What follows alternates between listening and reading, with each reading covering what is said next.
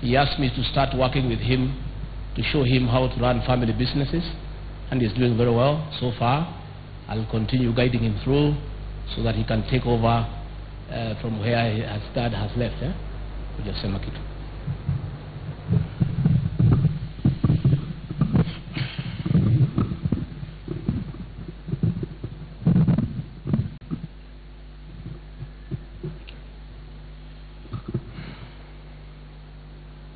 Your Excellency the President, Her Excellency First Lady, Excellency Deputy President, Your Excellency former President, all protocols observed. Thank you all for being here with us today in our time of need.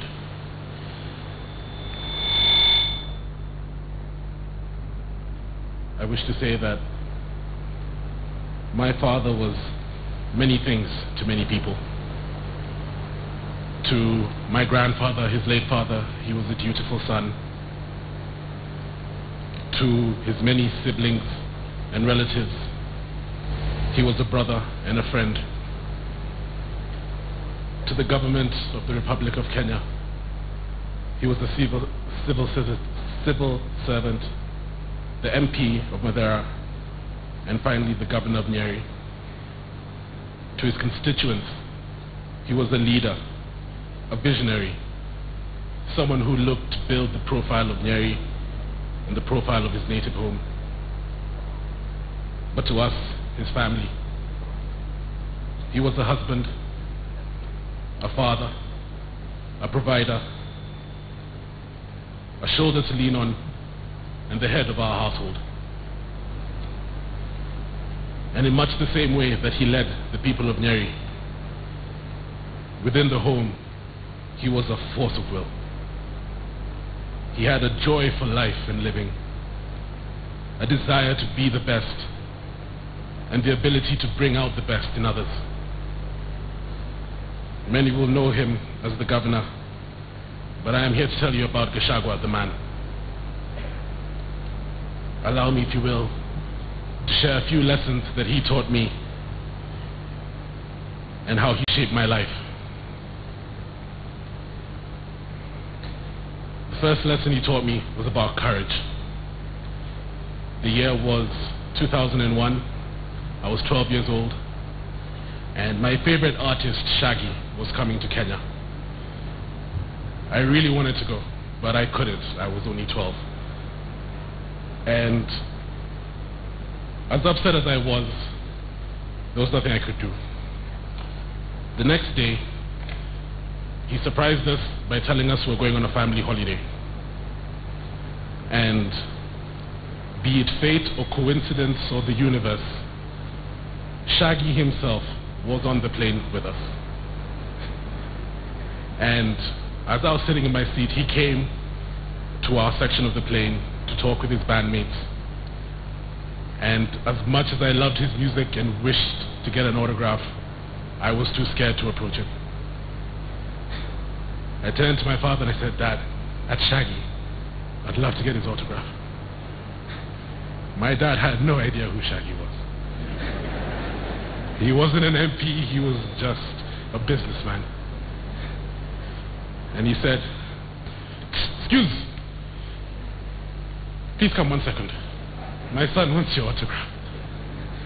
And, give him his credit, Shaggy wasn't too proud. He signed my autograph. And I loved my dad so much for getting that for me. The second lesson that I'd like to tell you about was when my dad told me about perseverance.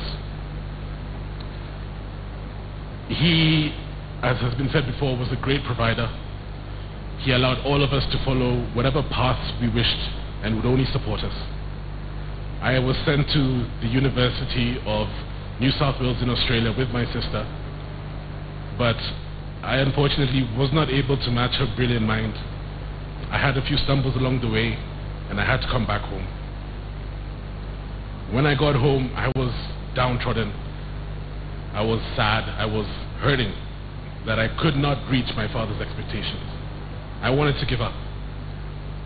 I sat in the sitting room with my mom and my dad, and rather than give me some pep talk on how I could succeed, he told me, it's up to you. I can only go so far. When I had my own challenges, when I was running for MP, I went to law school. I raised all 4 of you. I built this home. I did my part, Ken. It's up to you now. 4 years later, I graduated with my Bachelor's of Media Production, and I thank my father for teaching me to push on. The final lesson that I would like to share with you about how my father shaped my life was the lesson he taught me about strength.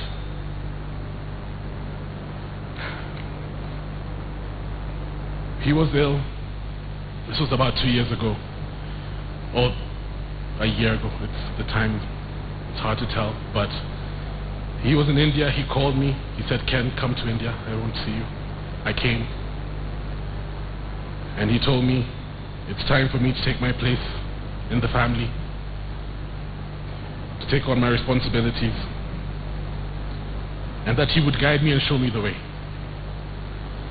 At the same time, he received the news of the beatification of Irene Stefani, and although he was weak and he was hurting, and I could see it, he said, Ken, let's go out and get Sooth. We're going home to Nyeri.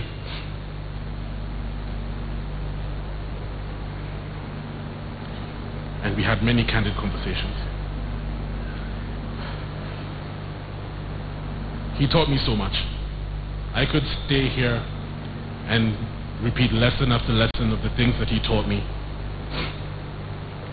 But mostly he taught me to do what I'm passionate about, and no matter how hard, never give up.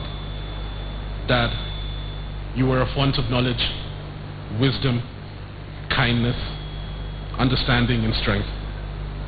You're the most generous man I ever knew, not only with your wealth, but with your time and your love.